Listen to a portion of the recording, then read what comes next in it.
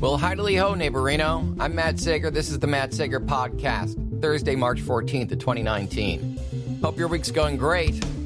And if not, it's about to end, so regardless, hope you have a great weekend, either way. I've got to say, and I'm almost certainly tempting fate by saying this, I'm hesitant, but this show, even my trolls are pretty decent. I've done several episodes this week about stuff like Captain Marvel. I've alluded occasionally to what my political beliefs are, and maybe it's because of the fact that I'm also quite, and deservedly so, nonpartisan in my criticism and anger at politics and politicians in general. I have made it pretty clear that I'm what my trolls have, again, in a very polite way, described as an SJW and a libtard. But they don't even use those words. I mean, I do get SJW, but even that, it's like, you're an SJW, but I agree with you about a lot of stuff, and you seem like a nice guy. So my biggest concern with this podcast has always been, all right, well, I'm all about transparency and how I feel at any given time. And we're at a moment, collectively, and especially in the online space, where people don't generally just kind of have a disagreement with you. It tends to be scorched earth, like people are, and this is not an accident, by the way, people are pitted against one another. So there's one true hero of any argument and one absolute bastard son of a bitch scumbag. And again, I'd like to think that it's because of the content I put out that attracts intellectuals or people who think more clearly. But whatever the case, I am very grateful, and I'm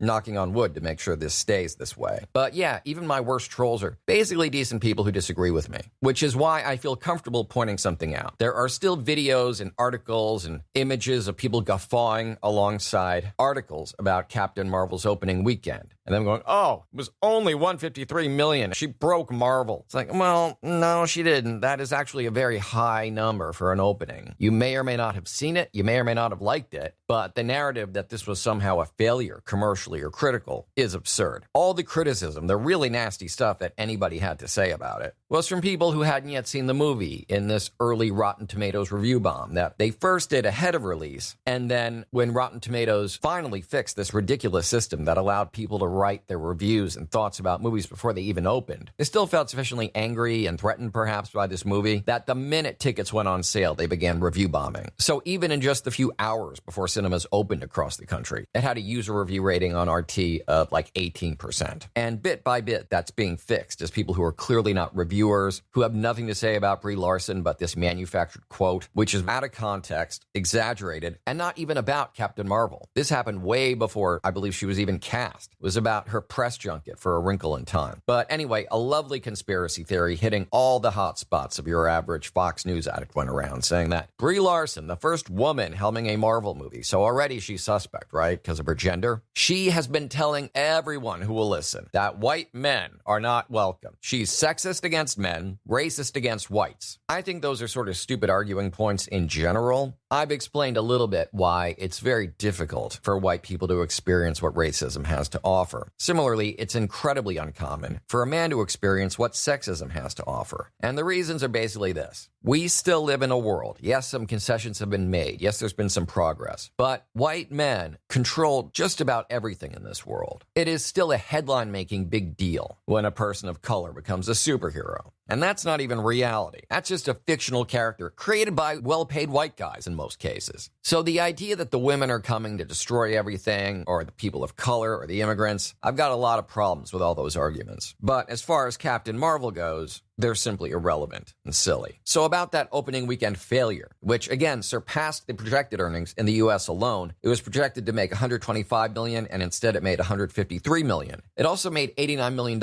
in China. That's close to record breaking. Similarly, I believe it was either the third or the fifth. It made a high number in terms of international first weekend openings. And $153 million is great for a Marvel movie or for any movie. By comparison, I would point you to these headlines. From Variety, Shazam, the much-hyped new entry in the DC Extended Universe. It's had tons of buzz. Everyone says the trailers look great. They do. It is a continuation of DC's lightening up, post-Zack Snyder, of their universe. We are really, I appreciate that they're not borrowing Marvel's terminology for this, but we are in the early stages of DC Extended Universe Phase 2.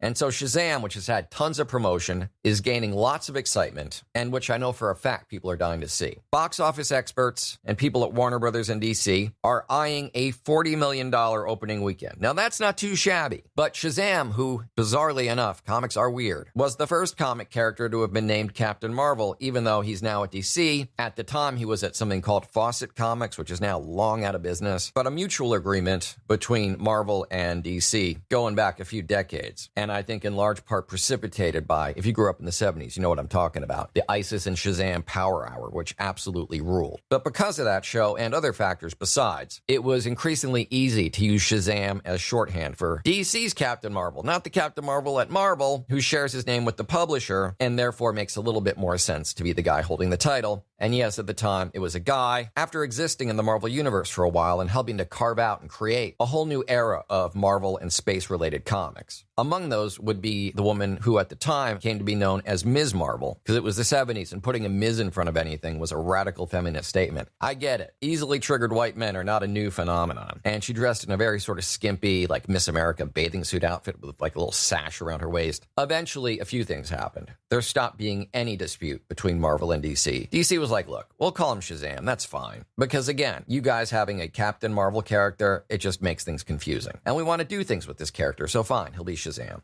Anyway, Shazam, the original Captain Marvel, is eyeing a $40 million opening weekend, which is great. It's also less than a third what Captain Marvel made. So, you know, there are different standards. And there's a certain type of troll, thankfully not the kind of thoughtful trolls I have, but there is a type of troll that it really doesn't matter. She could have made $400 million. They will find a reason why, A, they were right and she failed. B, it's the end of the Marvel Universe as we know it. Comic book movies are going to go the way of actual comics and sales are going to dry up overnight. And it's all because of Brie Larson and the SJW agenda to promote her and these racist attacks and sexist comments about white men that she's been telling everybody, oh, hey, you're a white guy interviewing me about my movie? Well, let me get this out of the way up front. White men are not welcome at Captain Marvel. If for no other reason that Disney would have fired her ass so fast. That didn't happen. There's also proof that it didn't happen. There's a video that very few people who've been commenting on it likely saw. The video of what she actually said and when she actually said it and what it was about is easily available. But I get it, you know, now that any news one doesn't like can be categorized as fake news, and we all create our own reality nowadays, Captain Marvel will not stop being insulted by these people, and every effort made to enforce basic terms of services, like on Rotten Tomatoes, if a movie hasn't come out and you haven't seen it, don't review it. And don't just do a review that says Brie Larson said this, Brie Larson said that, and at no point comment on the movie. The more that stuff like this happens, stuff to make the internet work safely and not sabotage, you know, because without these terms of services being enforced, there's nothing preventing Warner Brothers and DC employees from spending the weekend shitting all over Captain Marvel. There needs to be some trust and confidence in a review site. And yet, by taking steps to ensure that people are telling the truth, that only people who've seen the movie are eligible to review it, ironically enough, you get cries of fake news and, oh, you're being paid off by Disney, or it's favors for favors. It's payola with Disney. So it's sad. There's a certain type of person who you'll just never win an argument with. Logic becomes suspect. Truth becomes fake news. Blocking people from reviewing a movie that they haven't seen is a liberal agenda. So there are some people with whom you can't win, but as far as Shazam goes, I think 40 million is great. I wish the movie well. I'm looking forward to seeing it. But it is interesting how very few people, none in fact at the time of this recording, 0.0 people have gone on the internet, YouTube, Twitter, or anywhere else to say, oh, SJW Shazam's gonna fail. Yes, he's a white man. Maybe that's got something to do with it. I wouldn't know. Captain Marvel, by the way, is expected to have a huge second weekend coming up. One that will eclipse by twofold, if not more, the projected opening weekend for Shazam. So, you know, really, I can walk you through, if you're angry, why you don't need to be angry at Brie Larson. I can just link you to a video. But I can't tell you that this movie that's doing spectacularly well financially, that every legitimate reviewer, while they don't all love it, while many people have issues with it, I've got some issues with it. Nobody hates this movie. Nobody thinks it's an especially egregiously bad comic book movie. Just stop.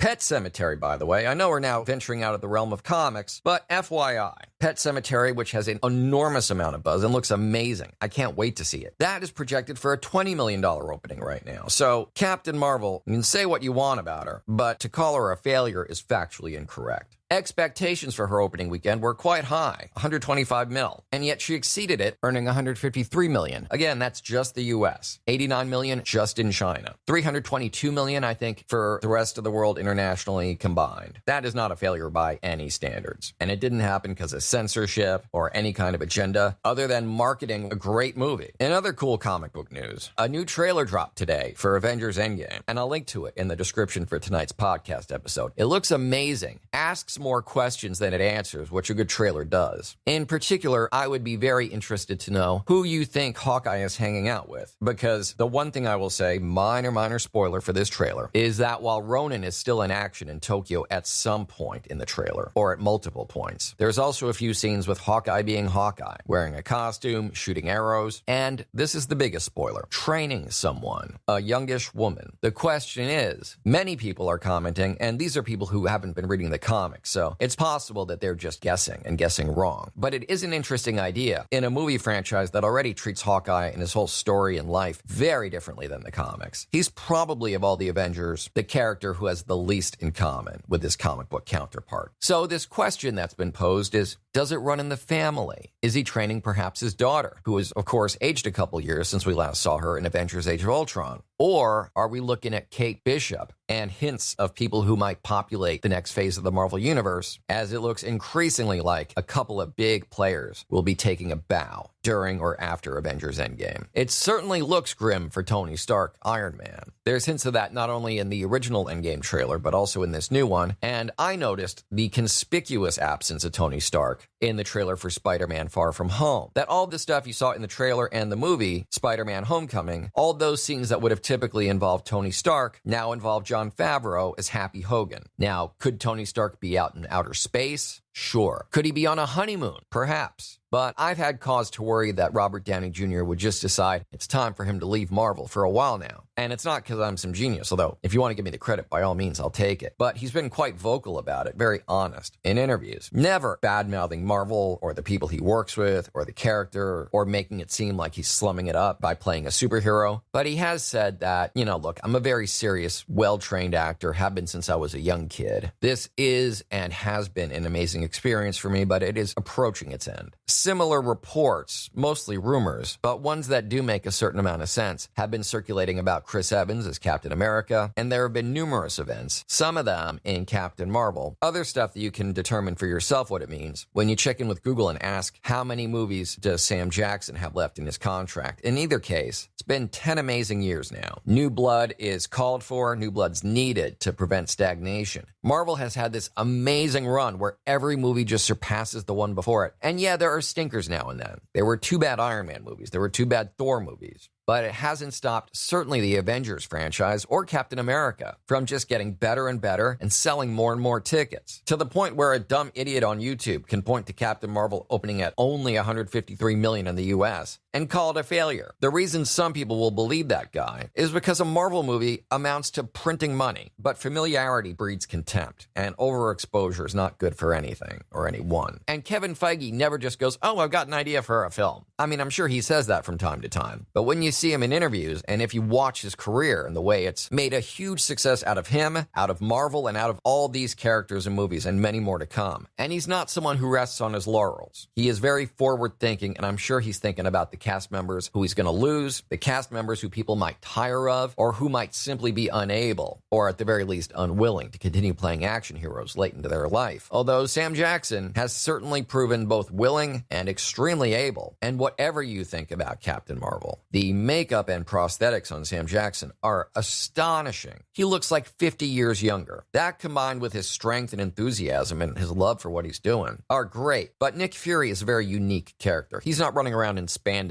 beating up Thanos or Ultron or anything like that. So he is a unique case. But you don't want a Captain America who, after another couple of movies, actually looks like a World War II veteran. You want to keep your characters and your cast playing them pretty fresh, pretty young. There are, of course, exceptions. There are people like Robert Downey Jr. actor who really should look a lot older than he does and not be able to play the young, smarmy guy as well as he does. But again, he's one of the most likely to no longer be a viable character in the Marvel Cinematic Universe at the end of Avengers Endgame. So, Hawkeye training anyone to be his successor is a very good idea. And if it were to be Kate Bishop, that opens the door for all kinds of new stories, including adaptations of the great Hawkeye comics that, because there's been no Kate Bishop in the Marvel Cinematic Universe, there have now been several Hawkeye series come and gone at Marvel that involve Kate Bishop so thoroughly. She's such an integral part of the story that Marvel couldn't even think about adapting them. And Hawkeye, I, like most people, agree that out of all the Avengers, he's gotten the least screen time, least amount of analysis. Yes, it is true that Joss Whedon wrote and fought for and got to include that scene at the farm with his family in Avengers Age of Ultron. But beyond that, we know very little about him. And Jeremy Renner has expressed a lot of interest in staying on and in really fleshing out the character. So some of the stuff that's hinted at in this trailer for Avengers Endgame suggests that he might at the very least have a solo movie and possibly trilogy of movies or more on the way.